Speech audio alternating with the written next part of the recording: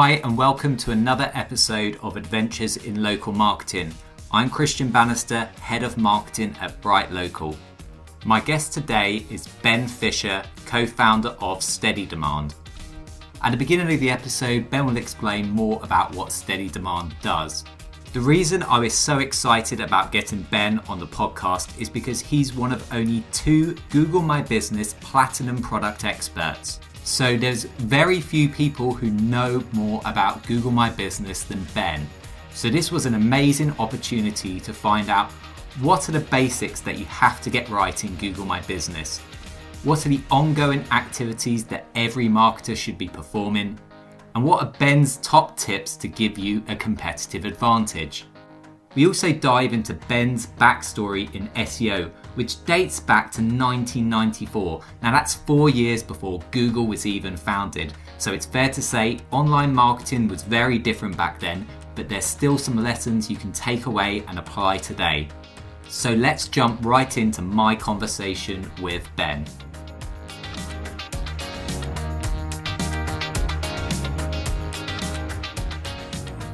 Hi Ben, thank you so much for joining me on Adventures in Local Marketing today. Hey Christian, thanks so much for having me. Well, it's a pleasure. You've graced the BrightLocal blog, joined our webinars many times, so it's great to get you on the podcast. And you often talk about Google My Business, so that's definitely an area I want to cover with you today.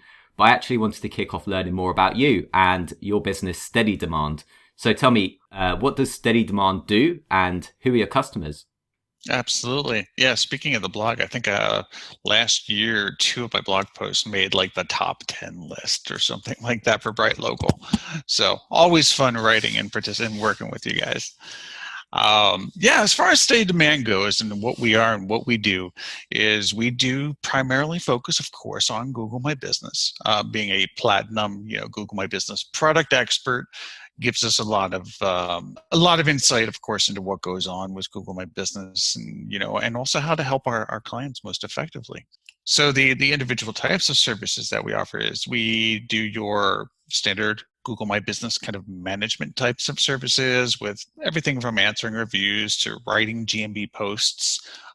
We're one of the first companies to actually do GMB posts as a service. And we even include there in that a really cool tool that allows you to text an image to Google My Business without ever having to log in. Very useful for like franchises, larger corporations that don't want to give out access, auto dealerships, restaurants, places like that. And also for agencies, because as an agency, I think we all know how hard it is to get an image from a client. Yeah. Yeah, so text-based reminder, boom, reply, image is up on GMB. We have a very unique product that we offer, which ties in a lot with GMB expertise, and specifically around the guidelines. It's called Google My Business Assurance, not insurance, assurance, because it's peace of mind. And what we do with that is we basically will audit a GMB location for compliance with the guidelines. We added the business aspect of things too, because you want to get licensing and BBB and all that straight. Make sure that there's no errors whatsoever. Still a lot of data checking. And then basically if the listing ever gets suspended, we go ahead and we get the reinstatement done and we don't charge anything for it. At the same time, we do a lot of protecting of the listing. So it's kind of like a force field. Mm-hmm. And where we use a combination of the API and human beings to make sure that suggested edits don't go through, or any other type of malicious activity happens to the listing. You can't rely on the API to do all of this, which some companies do, mm-hmm. because the API returns all sorts of spaghetti information sometimes, like especially like on addresses. It's really weird. So you need a human to actually interpret those results. From there, we do all sorts of other stuff, like back up the entire GMB listing in case of a catastrophic loss. So we want to have all your reviews backed up so we can use those as a case to try and get them restored. Okay. And then finally is our spam reporting as a service, in which we basically charge a very low fee for doing spam reporting. That's everything from location spam to listing spam. We have our entire dashboard that kind of lists out all sorts of statuses and what percentage has been removed, etc. And so, we actually do that, believe it or not, for about $25 a listing. So, and our success rate it bounces between 69 and 96%, depending on category.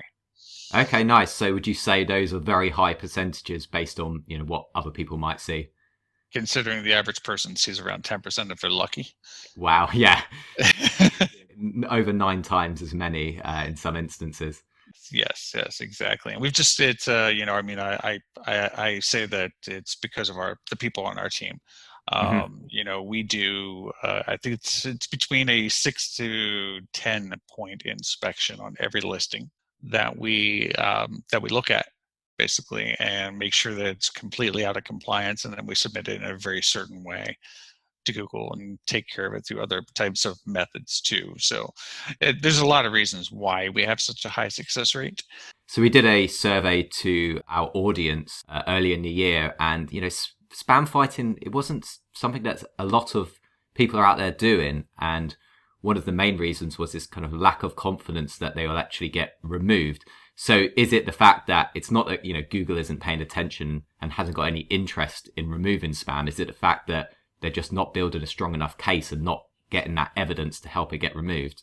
Yeah, I've seen many reports from people, because they will come and they'll hit me up on Twitter or LinkedIn or something and be like, I submitted these, they're blatant, they're fake, I can tell, I know it, they're not there, I've submitted video evidence, this, and this.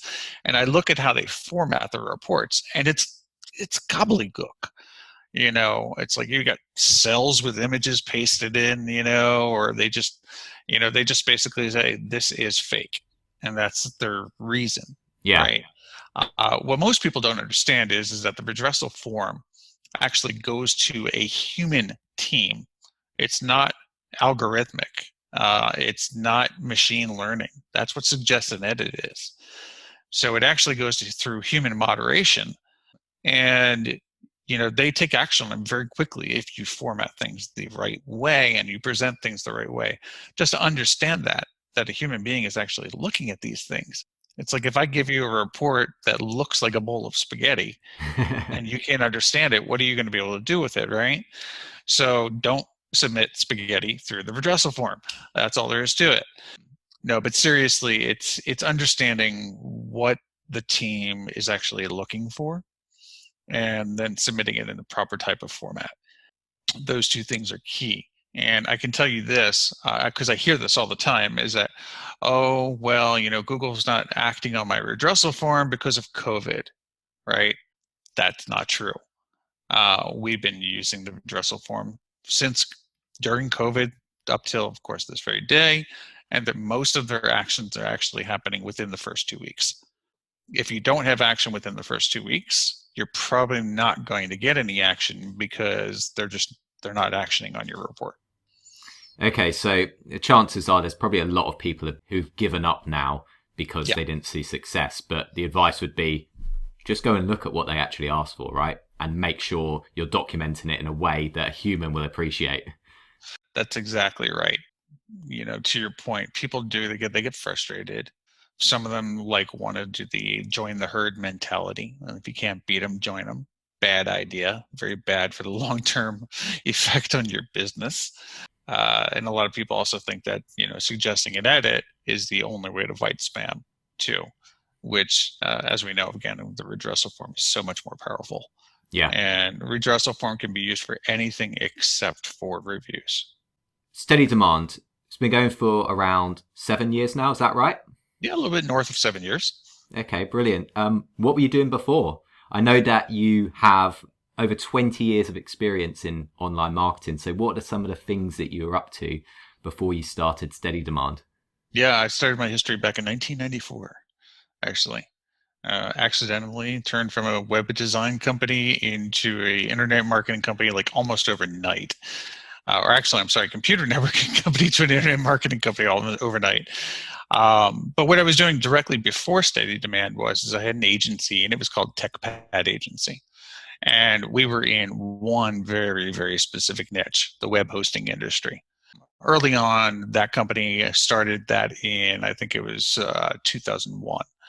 And we were working with companies which are now household names like GoDaddy, Hostway, One-in-One Internet, iPowerWeb, which was a baby of a company back in those days, and grew out up to be this huge conglomerate called Endurance International Group, which actually has, I think, over 50 web hosting brands underneath of it, like Bluehost, but most people know that name, or HostMonster, HostGator.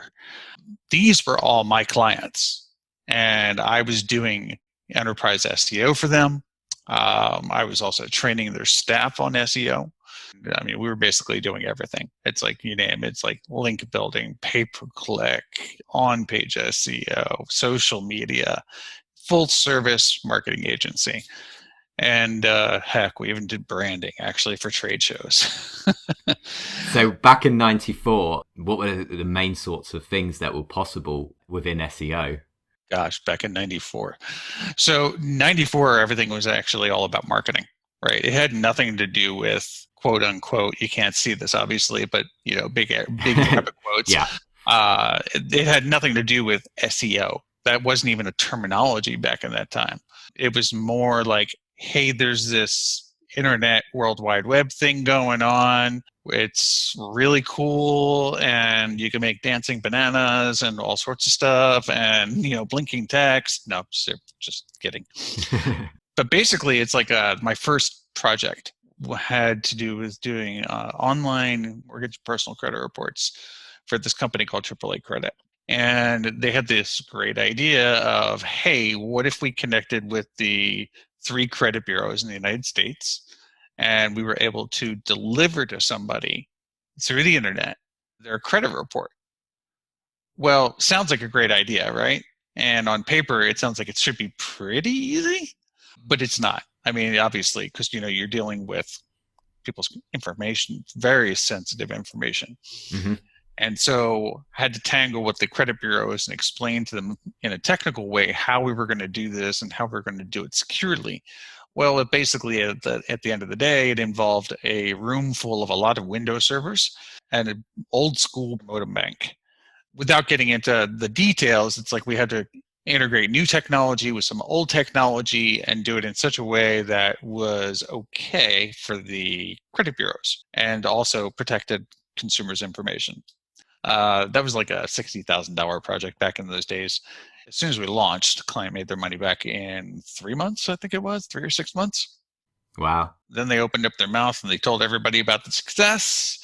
And all of a sudden, we started doing business with the Chamber of Commerce. They wanted us to have all of their members to build websites for them. The radio station, they wanted us to stream their broadcasts. We worked with all the newspapers actually in northern Arizona. And so we did everything. Yeah. What was really fun about that, and so I think there's quite a few people in the audience that might relate to this, is like when we were working with movie theaters to get their information into online magazines, they would fax in basically their movie schedule. And then we would have somebody manually type it into a database. But the biggest challenge there, of course, was still, I think, was getting people to promote their website, vinyl it onto the front of their windows or put it on a business card. They thought that, kind of like people think today, you throw up a website and you're going to get traffic. Yeah. So SEO back in those days was really reaching out to people who had like-minded websites and seeing if they wanted to link with each other. And that was SEO. I mean, you optimized your pages, because you were trying to really optimize mainly for Yahoo or Altavis or web crawler, which was really easy, obviously, back in those days. That was the basics behind it. I mean, so it really sounds like it was a bit of a gold rush, really, all of these companies just trying to get online. And I guess working in online marketing, there's not really any best practice to follow. So if you enter digital marketing now, there's a wealth of content there. Just hit Google, search for something, you'll find plenty of articles. Yes, maybe some of them are not so great, but you can still find the information to go about doing digital marketing. What was it like then when there wasn't anything to really guide you? You just had to experiment. You had to play around with things. It's like I remember in the year 2000, I was working with a radio station, and we had to come up with a creative campaign to drive inbound links and traffic and more listeners, basically. So we came up with the really simple concept of wrapping a Volkswagen Bug in their just wrapping it with their logo and everything like that, and we called it the Y2K Bug Giveaway. You know, Yeah. and we did a live broadcast at a dealership, which of course was one of their advertisers. It drove tons of links, lots of traffic. We increased listenership online by, I think, over 600%, something like that. So it was a huge success. But back in those days, you're right, there was no playbook whatsoever. Yeah. You're literally flying by the seat of your pants and just trying to figure things out. Yeah, I think it's very easy to just go by playbooks. But ultimately, if everyone's going by the same playbook, who's got the advantage? So the idea of experimentation, testing, trying to find out those things that might work, but also might not work, is really the mentality I think anybody in marketing needs to take on. Exactly. I mean, a good example of that is with the White Spark Summit, right? I just put out a playbook on GMB reinstatements that answers a lot of common questions, has some stats, pro tips, etc. Even if you use that as a playbook and you have not experienced going through tens, 20s, hundreds of reinstatements, it'll still never be a perfect experience for you until you've got that experience under your belt. And I think the same thing applies to all aspects of local SEO. So when did you make the move over to local SEO? Great question. Interesting story. So was working in the web hosting field, was working with, about 30, 40 different brands. Everybody wanted to go after the keyword web hosting, right? Okay. So the entire page of results was basically my customers. And at the same time, I was very good friends with Matt Cutts. And I kind of acted like a liaison between Google and the web hosting industry, because the web hosting industry became, of course, very powerful, very quick. We're talking, millions of hosting accounts on servers. Long story short, what ended up happening is that a couple kind of bad actors in the web hosting industry decided it would be a really fantastic idea to do something called an Apache link injection. What this did is basically they were able to cloak around Googlebot. As soon as Googlebot left, they would go ahead and basically dynamically back up a copy of a website, replace it with a new copy of a website that had a link to their site with the keyword web hosting. So, but what this would do is it would create millions of links literally overnight. One company does it in the web hosting space, everybody copies the technique, and it happens very quickly. So, and that's just how that industry behaved. So you literally had just massive amounts of links being created overnight. And so Matt reached out to me and he's like, what's going on here? He's like, we see it. He's like, what do you know about it? And I was like, basically when we had a discussion about it, and he's like, you better warn your clients. He's like, because anybody in the field that's doing this is going to suffer basically a hard penalty that will probably be unrecoverable. And so I called up all my clients and I said, hey, look, I've talked to some people over at Google. They know what you're up to.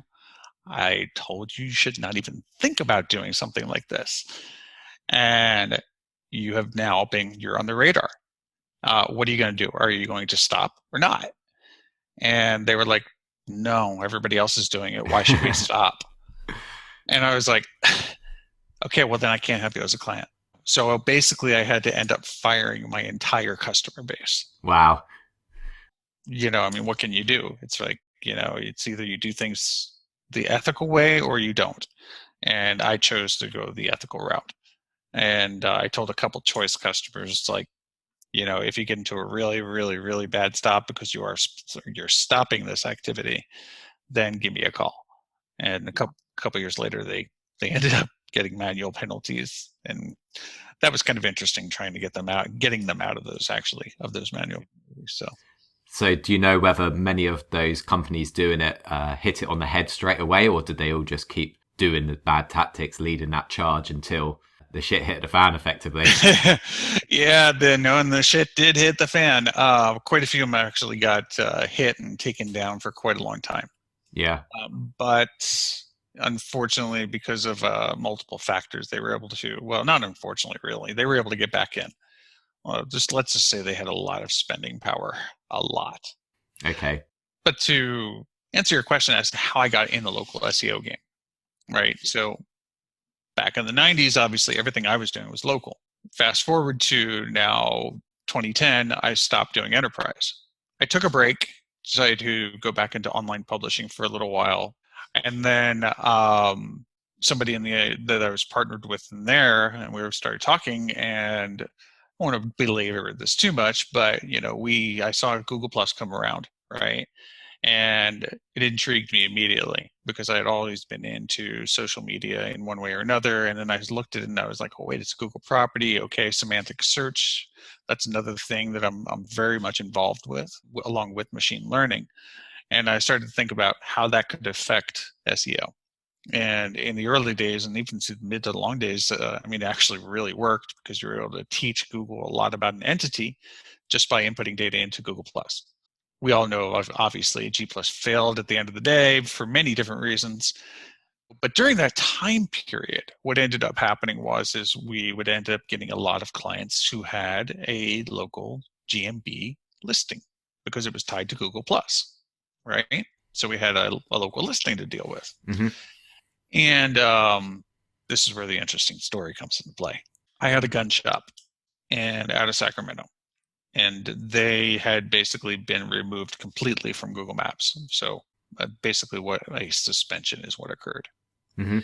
And so I'm trying to figure this out. I knew nothing really about GMB at this point, by the way. I just, kind of knew a little bit about maps and local. So what I did I did what everybody does at that time, is I called Google My Business Support and got greeted by some nice people in India. So I said, and they basically, what they told me was, the operator told me, is that they were going to remove all gun shops from Google completely. No local presence whatsoever was going to be allowed. And I said, well, why is that? They said, guns kill people. I said, so you're going to remove the profile because guns kill people. Okay. What about alcohol stores? Alcohol kills more people than guns. Are you going to be removing all liquor stores from maps? They said, yes. I said, okay, what about gas stations? Gas stations sell cigarettes and they sell alcohol. You're going to remove a gas station too? Convenience stores? They're like, we're probably thinking about that. And I was like, can I speak to a supervisor? So I got on the phone with this nice gentleman. He could speak English very well. I asked him the same questions, and he said yes to all of them. At this point, I was like, okay, thank you. Appreciate that. And I ran over to the advertiser community. And I posted this thread about what was my plight and what was going on with my client and what support had said. I documented all of the dates, the times, the case numbers, the people I talked to. And Joy Hawkins ended up picking up my thread and escalating it up to the community managers, saying, what the heck is going on here? So long story short is that it ended up getting resolved like a couple months, about a month or two later. And later I came to find out there was a huge discussion that came out of this, but basically enacted a change in policy at that point, which back in that day, they said, okay, we are going to allow gun shops, because there was going to be a rule about this, that gun shops wouldn't be allowed. So they said, okay, we're going to allow gun shops to have a local listing, but they can't manage it. I still thought that was unfair, but I was like, hey, okay, win for my customer. At least people can find them. And that kind of opened my eyes. It's like, okay, so what I just did just impacted how Maps works. Yeah. and I was able to help somebody at the same time. So I started looking around the forum and looking at other people's questions and seeing how frustrated people were. I come from myself a background of, I really love helping people. I mean, I work with nonprofits. All my life I've always helped, wanted to help, done like training, consulting, etc. So I'm looking at people's problems and I'm like, wow, I was like, a lot of people are having problems and not being able to get any kind of help from support at all. I said, so I guess I'm just going to go ahead and learn this and start helping people. And I started in the verification aspect of things because that was kind of the easiest one to kind of pick up on. Yeah. Even though it's actually a complex subject. And moved from verification into spam almost immediately, because verification and spam and guidelines, they kind of all tie together very, very nicely. Once you understand the guidelines, you can understand everything as far as that goes. And so I dug in the guidelines. I read the guidelines probably every single night for about a month, just learning it. And then I figured out that there was a lot of gray areas and there was tons of flaws as far as how those guidelines were being communicated in the first place. And so basically working inside the community, that was my experience. That was me learning and conveying information back to a merchant and saying, try this. Because I come from this background of also troubleshooting with computers and networking. Yeah. So I was able to help with troubleshooting. I would do those things and I would have successes and solving people's problems. And 6 months later, I got outreach from Google My Business saying, hey, we'd like you to become basically a product expert, which back then it was called top contributor. Yeah. And so I was like, yeah, definitely. I would like to be involved. I'll sign an NDA. You got that. So I did that. And then about 6 months later, they graduated me up to the actual top contributor status, standing shoulder to shoulder with people like Joy Hawkins, Mike Blumenthal, Colin Nielsen, Helmet, etc. And I felt very humbled and grateful, for where I'd gotten. I didn't expect this to actually happen. So that basically that was kind of the evolution there. And as I was doing that, really got very addicted into working the spam aspect of the forums. After learning about, how deep and how broad the actual issue was, at least to a merchant, right? Not to Google, but to a merchant, how it affects them. Jason and I, Jason Brand and I would get together and we would just look for patterns, identify networks, and go after them with a vengeance. We were knocking out, in a single year, a couple 100,000 listings. This is all being done behind the scenes, so there's nothing public about it. But, we had the means and the ways to really help and make impact. So we did. Awesome. And so that kind of brings us a little bit forward to today, which is, now I'm a platinum product expert, and which is basically it's me and Joy Hawkins. We're the plats. There's a diamond. His name's Helmet. Awesome guy. Can there only be one at the top? No, I'm sure there can be more at the top, but Yeah, so it's not a Highlander situation. Yeah, exactly. Silver's where you start. Gold is where you really get to see behind the curtain. Platinum is when you're really writing, doing a lot of content, you're mentoring, doing all sorts of different types of activities. And diamond is just special. but we're all just there to help. That's the big idea. Yeah, I love it. It's so altruistic, and obviously there's the people you help, one-to-one, who need an answer to their question, but then there's probably hundreds and maybe thousands of people who've found those same threads and been able to get answers without having to directly ask. That's actually one of the real goals. So like when you go into the PE community now, basically you look for threads that have recommended answers, like green check mark. And also, if you do a search, you'll see them come up in search as well. And that's the whole idea is when you do help one person, I have no idea how many people we impact. I get phone calls from people and they're like, hey, I saw you helped out this one person about this, reinstatement loop, right? Where you get reinstated, then suspended, reinstated, suspended. They're like, and I'm having the same kind of issue and just wanted to thank you because your suggestion solved my issue.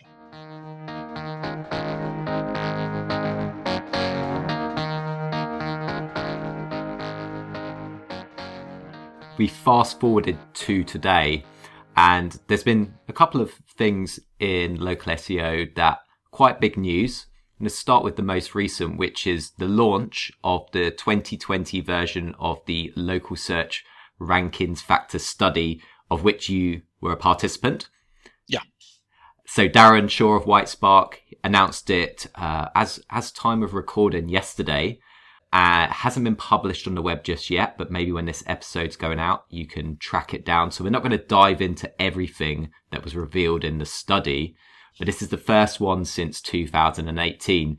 And I wanted to know what you thought about it. Was there anything that stood out for you? Were there any surprises?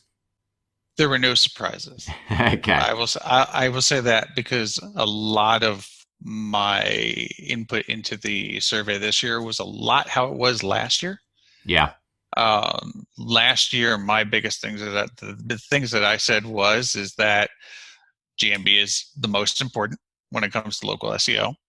Links are extremely important when it comes to local SEO, but it's more, of course, for organic than anything else. Citations are dead. Simple, straight, right? Not everybody agrees with that, but in the survey they do. So there's that.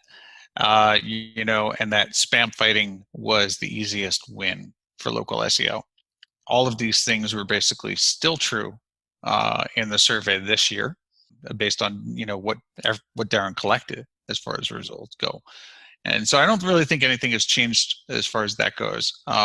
My philosophy is that when you're doing any kind of SEO activities, you always look at the business model, and you look at the impact it's having on the business.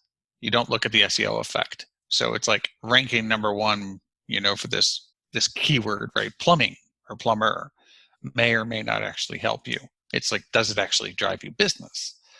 And that's what I think the core fundamentals that's worked back in the 2000s still work to this very day. But yeah, I completely agree with all of the study points, and that was my biggest takeaway. We obviously saw GMB increase from, I believe it was 25% previously to 33%. And then I looked through what were considered the top ranking factors for the local pack or finder, and it was 11 out of 15 is GMB. So basically, GMB is where you need to be focusing your time and attention. Yeah. But when I was looking at what some of the ranking factors were, some of the things that jumped out to me were, it seems like very basic optimization. So number one was primary business category. Correct. And I think number 5 was the additional categories. So this is stuff you could do on day one of using Google My Business. Correct. So is this basically saying that like most of Google My Business is just hygiene factors, right? Just get it right and then focus on other things? No. So get it right, yes. There's a ton of myth busting that was done with this, by the way, which I thought was awesome. Okay, cool. Hit me. Because, well, I mean, it's just like, it's like I get asked all the time. It's like, should I put keywords in my Q&A? Should I put keywords in my products? How about in my description, my short name, etc. And it's like, no, these things are not going to help you. Yeah. It's too obvious. It's manipulation. There's case studies that have been done on this. There's tests, etc. So those are not going to help you. However, the important thing is that the engagement that you have, users have with your GMB profile, that is important. So when you have Q&A, when you're answering your reviews, when you're getting fresh reviews, when you're doing Google My Business posts, product posts, when you do have a easy to use short names so people can leave you reviews. When you have a way for people to do booking, for instance, or appointments or things like that, these are all little engagement signals. And wouldn't it make sense that if a business profile has more engagement, say business profile A has more engagement and activity than business profile B, that would mean that business profile A is probably more significant. Yeah. And therefore should be ranked higher. So all of these little things add up, basically, in a sense, as engagement factors, and that's why they're very important. Yeah. Yes, having your primary category set is extremely important. Having your subcategories all set is extremely important. So yes, it's not set it and forget it. It's set it, get it right when you set it, and then keep doing all of those things that are going to keep on that engagement going. So we didn't really see much in terms of engagement as ranking factors. Do you think that's because there isn't actual evidence yet, or because it is all of them working together, right? And it's not, oh, well, Google Posts do it. It's everything together means that you've got a higher chance of ranking. Exactly, right. It's everything together. I mean, if you think about just traditional organic SEO, it's everything working in concert. It's not one thing. It's not just schema. It's not just links. It's not just content on your website. It's not just, unstructured citations or structured citations, or, people linking to you or people saying your name. Everything. It all has to work together. So I think I feel it's the same way with GMB. So keywords in Google My Business title was number 2, right? So that to me is saying that if you stuff keywords in your name, you've got a good chance of ranking. Is this, do you feel, a reaction to the amount of spam that the experts are seeing on such a regular basis? They know that it's a tactic that's working, that's being abused, and actually, as a result, it has to be a strong ranking factor. Correct. It's a weird question, right, to ask.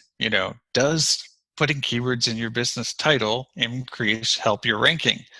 Because the answer is yes and no, right? And here's why I say yes and no. Yes, because of course it's going to help you rank better, right? That's proven. We know it. We see it with spam. No, because it puts a target on your back. Okay. You could get redressed very easily, and Google will take you down, even if it matches on your website, by the way, due to multiple factors. So you can get taken down. So in that aspect, it's a negative to your ranking, right? Yeah. So when I answered the question, I answered yes, because it works. It does work. We even have clients who will go through a full-on rebrand just to put keywords in their name. And it works. Yeah.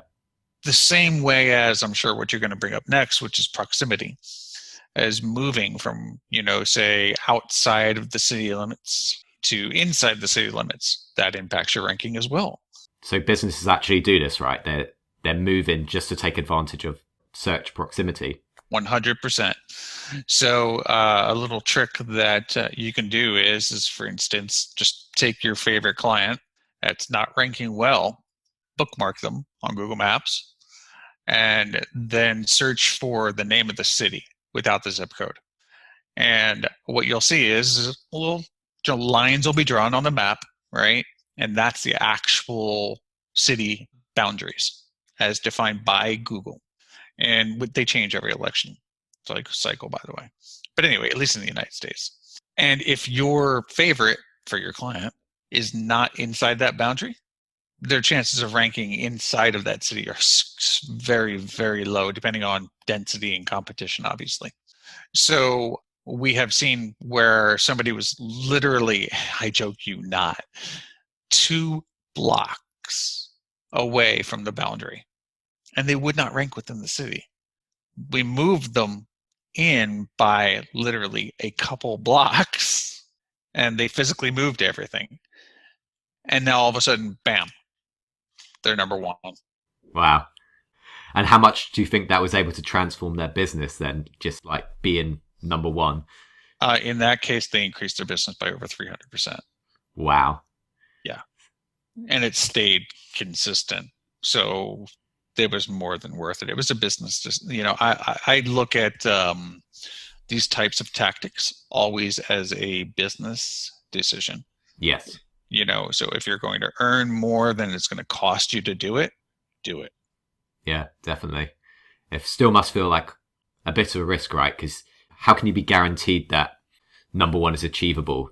Is there a way that you can figure out, well, actually, we know that they're good in all of these areas. It's just this 2-block distance that's holding back. Can you build out that case to a business?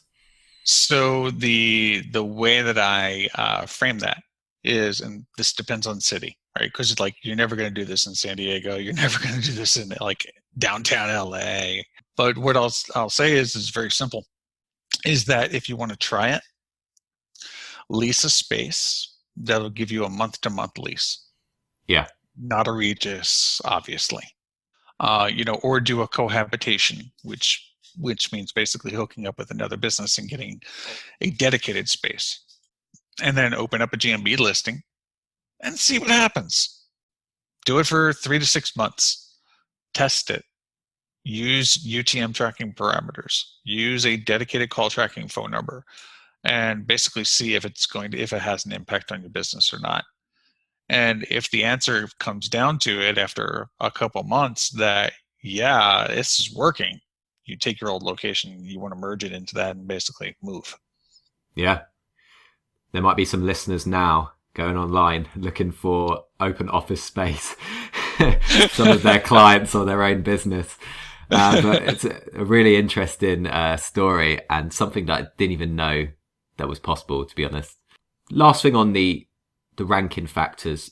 So let's say a lot of it is getting the basics right. Is there anything that you think is an actual competitive advantage? Say if everyone's doing that, everyone's doing the basics, everyone's using all the features to drive engagement, is there anything that stands out that can put someone ahead of a competitor?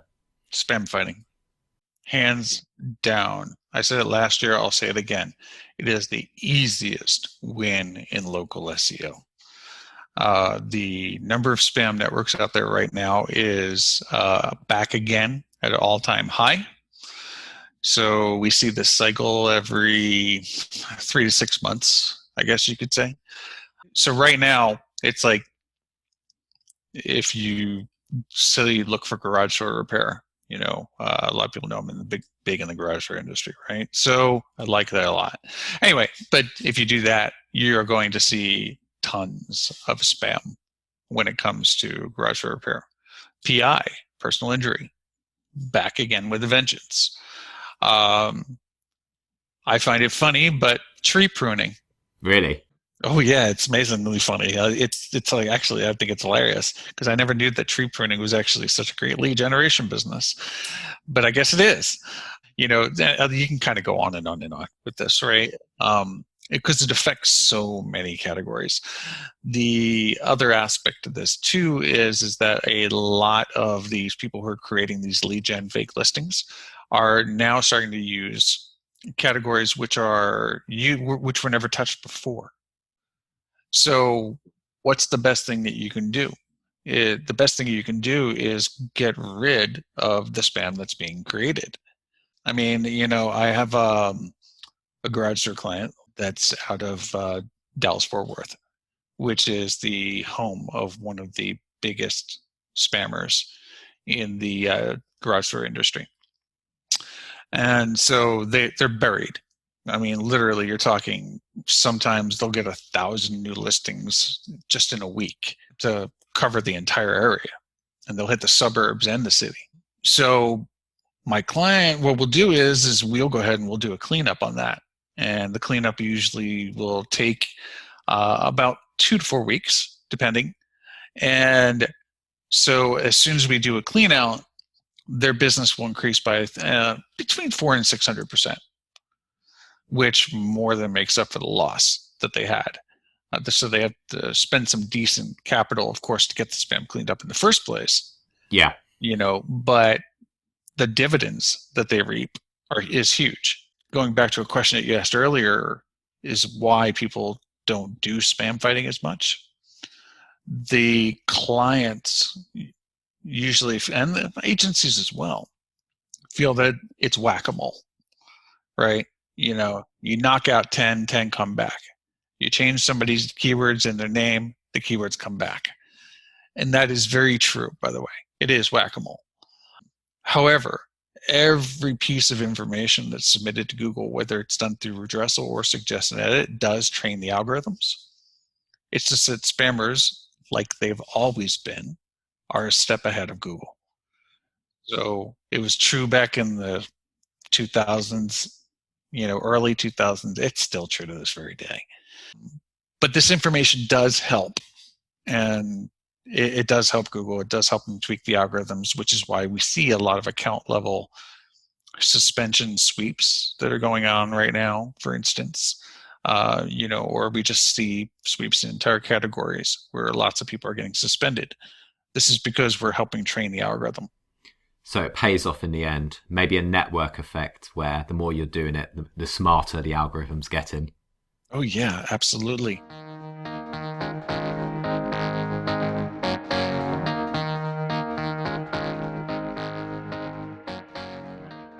So there was another piece that came out recently by David Mim, and he doesn't blog much, but when he does, he's usually got something interesting and insightful to share. In his piece, he spoke quite a lot about Google My Business. To directly quote him, he said, "If Google My Business is driving 90% of your leads, it should get a corresponding percentage of your time, effort, and resource budget." So, what do you think about that? Is it something you agree with? It's kind of hard to spend 90% of your budget, depending on the size of company you are, on Google My Business. I will say that. Yeah. Unless you're going to be parking that money into doing a lot of spam fighting, which in that case, yes, absolutely. So for instance, if you are, say, a personal injury lawyer, right, and 90% of your leads come from Google My Business, then heck yes, you should be spending 90% of your budget on GMB. I don't know if you have to go that extreme, to be honest with you, because you should still spend your money in other areas, like newsletter marketing, like link building, like content generation. I mean, that should all still be, it's holistic, right? So this should all be done. But yeah, if GMB is your primary driver, you should be focusing on that. Absolutely. And so is there anything people should definitely be doing? If there was 3 things that a marketer or business owner should be doing with Google My Business, what would you say they are? 3 things. I would say posts. I would say keeping an eye on GMB for changes, because there are attribute changes that happen all the time. Like, for instance, there were just 6 new COVID ones that came out just last week. Most people don't keep an eye on this. So keep an eye on your GMB. Q&A, monitor your Q&A. You don't want to be like Walmart. You also don't want people dumping reviews into your Q&A either, by the way, too. So that's the other thing that, so keep an eye out for that. Replying to and soliciting reviews, extremely important. Can't stress the importance of that enough. And also the owner response. I can't tell you how many profiles I look at where I see no responses whatsoever from the owner. And I mean, we include that review responding in our packages, of course, right? So we have professional writers that actually will do that and respond to reviews. But, you ask the owner and you're like, well, how come you haven't responded to your reviews? Oh, we only respond to the positive ones. Okay, smack my head, right? What? Really? Only the positive ones? It's not the one. No. Like, A, reply to them all. B, the negative ones are the ones you really want to respond to. Not for the person who left it, although they might turn that into a better response, a better rating, but to the people who are considering your service. But again, that just comes down to marketing principles. It's good business. Yeah, exactly. It's nothing new. If somebody has something to complain about, you want to listen to them, you want to address it. And if they're complaining to lots of other people and you're not saying anything, then that's not going to be good in any situation. Yep. The other thing I would say is this too, is if you are a seasonal business, is pay attention to your primary category. Okay. What would be a good example? HVAC, heating and air conditioning. Just changing that when it gets hot. Yep. I mean, basically you change the AC in the beginning of the summer, and it's like, well, yeah, we're rolling up on October. So right now is the time when you change it to heating. I can imagine there's so many businesses who have never done that then. Absolutely. There are tons that don't do it. So yeah, that's a big thing right there as far as that, is category. Of course, when you change a category, especially in HVAC, you run the risk of a suspension. So just be ready for that. But yeah, changing it's like a no-brainer. I mean, because there's so much weight on that primary category. As the study revealed. Brilliant. So I've got a couple of questions to finish off. And these are questions we ask each guest. The first one is, what's the one skill you'd recommend to a local marketer to help them develop and further their careers over the next 1 to 2 years? Troubleshooting. Troubleshoot everything, or anything in particular you'd say? Yeah. So basically, no. The reason I say troubleshooting is that troubleshooting is it's a really handy tool to try and figure out what's going right and what's going, more importantly, wrong. Quick story, okay, is working with a franchisee of a restaurant chain. And they opened up a new location, and the location's been open for 8 months, right? They came to us because this one location that they have was not ranking at all. And they have 5 other locations. There was another location which opened up also like 3 blocks or something like that away. The same franchisor, but it was ranking just fine, like a couple days after opening. So it's like, okay, so is proximity the problem here? You basically have to walk through the steps and see what's the problem. And during that time, started noticing little things like, oh, wait a minute, hold on. Instead of saying manage this listing, it says own this business. Well, that's a problem, because if it's a chain, it should have managed this listing as an option, right? Then we noticed that the editorial snippet, which is applied to the entire franchisor, so all listings would have it immediately upon creation, that was missing. Okay, fine. No problem. All right, and then we noticed also, last piece was the attributes, or the attribute. We noticed that the attribute was missing, like for dine-in, carry-out, curbside pickup, for instance. It was on all of the other ones. It was consistent, but on theirs, it was missing 2. They only had 1 set. So it was like, okay, so is there a problem with the bulk upload, right? That's number 1. Was this created outside of the bulk upload process? Because they also had a listing provider and a citation provider. It's really weird. But anyway, that's the way they do it. So immediately went back and we said, okay, we need to find out, was this created through bulk upload or was this created separately somehow? Listing provider didn't want to admit any kind of faults, of course. So we couldn't get too much out of them. So the last place I could turn was the API. And there's a setting in there which you can look at, which is called parent chain. And basically it'll tell you if a location belongs to a parent chain or not. And in this case, it was not set. So it was not considered as part of the actual franchise. So therefore, because of that, it doesn't gain any of the authority that the franchise has. And so it was not going to be able to rank. I guess the point is that those are all troubleshooting techniques. Yeah, and you have to have that mindset then, right? Yeah. You have to turn over every possible stone. Exactly. You have to eliminate every single variable possible until you find something that goes, aha, that's it. Okay, well, brilliant. Well, if other people aren't as motivated, they can come to you in steady demand, who will go at it with a relentless mindset then. So, final question. I'm completely new to local marketing. What advice would you give me? My first piece of advice would be is to start creating and doing experimenting and writing a little bit. Get your thoughts out there. Don't be intimidated, but at least start to get yourself a little bit visible. And on top of that is network. Get involved with the people who are in the industry that you're interested in actually getting to know. Like, don't do it just for the sake of, like, you know, sucking up to somebody or trying to be networked with them.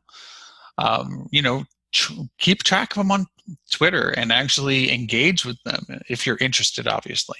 And that way you can start to build a really good network of peers. And this is true of almost any industry. But if you build a really good network of peers, then you can start to bounce ideas off of each other. I've got people that will pepper me with questions, you know, every once in a while when they run into big issues. I mean, they'll just, you know, send me a DM or an email, and I'll just reply back with, oh yeah, do this. Boom. You know, so it's a great way to learn, you know, if somebody's willing to do that. And not to mention, you gain really good friendships over time like this too, because you're genuinely interested in learning and sharing experience.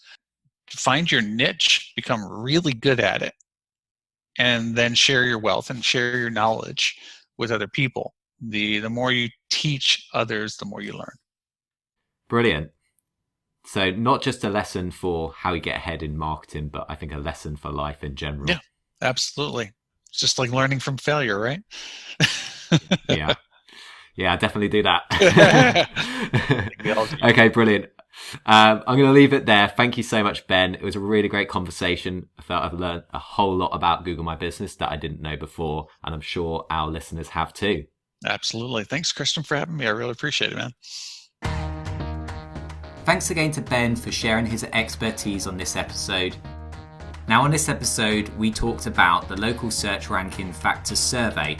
And if you want to find out more about what that survey has revealed, we've got a write-up on the BrightLocal website. I'll drop a link in the show notes so you can find it. I recommend you go, have a read, and really understand what the findings are.